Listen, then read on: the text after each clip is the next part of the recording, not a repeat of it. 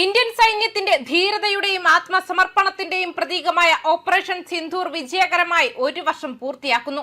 ഓപ്പറേഷന്റെ 1-ാം വാർഷികത്തോടനുബന്ധിച്ച് പ്രതിരോധ മന്ത്രി രാജ്നാഥ് സിംഗും ഇന്ത്യൻ വ്യോമസേനയും സൈനികരുടെ പോരാട്ട വീര്യത്തിന് ആദരമർപ്പിച്ചു.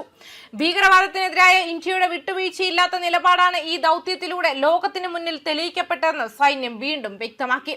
എക്സിലൂടെ പങ്കുവച്ച സന്ദേശത്തിൽ രാജ്നാഥ് സിംഗ് സൈനികരെ സല്യൂട്ട് ചെയ്തു.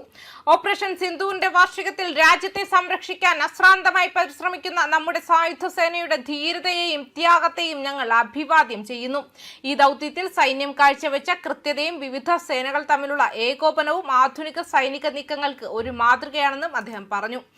ഇന്ത്യയുടെ സന്നദ്ധതയുടെയും നിശ്ചയദാർഢ്യത്തിന്റെയും പ്രതീകമാണ് ഈ ഓപ്പറേഷൻ എന്നും പ്രതിരോധ മേഖലയിൽ രാജ്യം കൈവരിച്ച ആത്മനിർഭരതയുടെ തെളിവാണിതെന്നും അദ്ദേഹം കൂട്ടിച്ചേർത്തു. 26 പേരുടെ മരണത്തിനിടയാക്കിയ പഹൽഗാം ഭീകരാക്രമണത്തിന് മറുപടിയായി 2025 മെയ് 7-ന് ഇന്ത്യ ഓപ്പറേഷൻ സിന്ദൂർ ആരംഭിച്ചത്. പാകിസ്ഥാനിലും പാക് അധീന ജമ്മു കാശ്മീരിലുമുള്ള ഭീകരവാദ താവളങ്ങൾ ലക്ഷ്യമിട്ടായിരുന്നു ഈ ആക്രമണം.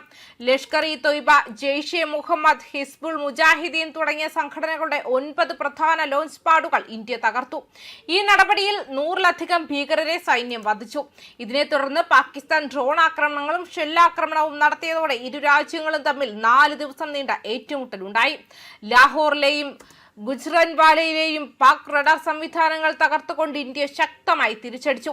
വലിയ നാശനഷ്ടങ്ങൾ സംഭവിച്ചതോടെ Pakistan military operations director general Indian DGMOയെ ബന്ധപ്പെടുകയും 2025 മെയ് 10-ന് വെടിനിർത്തൽ കരാറിൽ ഏർപ്പെടുകയും ചെയ്തു. ഇതോടെയാണ് മേഖലയിലെ സംഘർഷങ്ങൾക്ക് താൽക്കാലിക ശമനമായത്.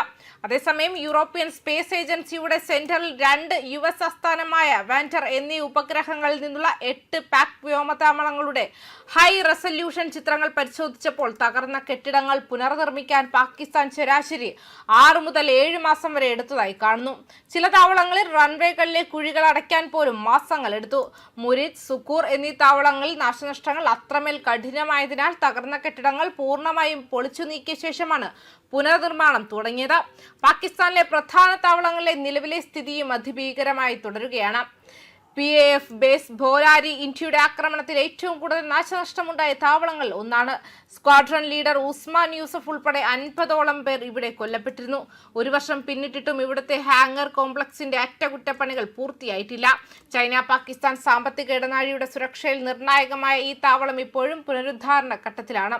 മാത്രമല്ല, ഓപ്പറേഷൻ സിന്ദൂർ വഴി പാകിസ്ഥാന്റെ സൈനിക ശേഷിക്ക് ഇന്ത്യ കനത്ത പ്രഹരമാണ് നൽകിയതെന്നും ഉപഗ്രഹ വിശകലനങ്ങൾ അടിവരയിടുന്നുണ്ട്. ന്യൂസ് ഡെസ്ക് കർമ്മ ന്യൂസ്.